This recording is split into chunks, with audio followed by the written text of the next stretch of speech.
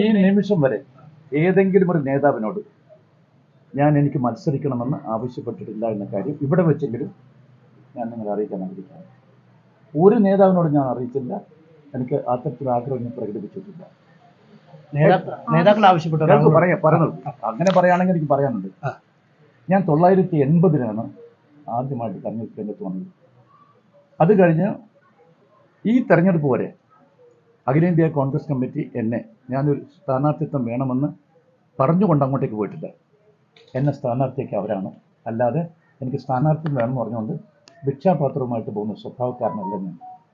Party എന്താണ് പറയുന്നത് ഞാൻ എന്നും വെല്ലുവിളി സ്വീകരിച്ചുകൊണ്ട് പോയ ആളാണ്. 1980 ഉണ്ണികൃഷ്ണനായിട്ട് മത്സരിച്ചു. അത് കഴിഞ്ഞ് 6 മാസം കഴിഞ്ഞപ്പോഴാണ് ചിറ്റൂരിൽ ഉപതെരഞ്ഞെടുപ്പുണ്ടായി.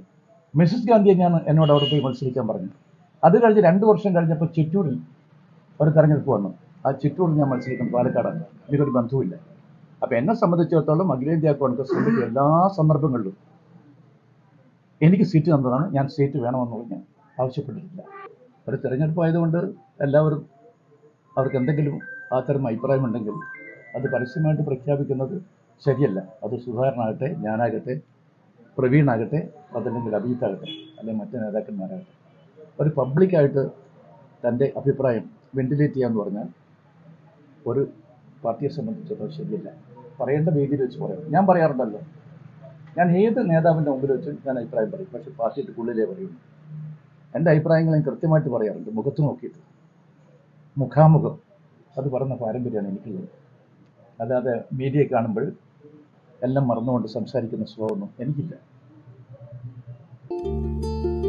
വലിയ സന്തോഷങ്ങൾക്കിടയിൽ നഷ്ടപ്പെട്ടു പോകുന്ന ചില ചെറിയ ഇഷ്ടങ്ങളുണ്ട്. ബാല്യത്തിൽ എപ്പോഴോ എന്നോടൊപ്പം നടന്ന് എനിക്കൊപ്പം വളർന്ന ചില ഇഷ്ടങ്ങൾ. ആ ഇഷ്ടങ്ങൾ സ്വന്തമാക്കാൻ എന്നോടൊപ്പം എന്നും ഉണ്ടായിരുന്ന എന്റെ ഫാമിലി.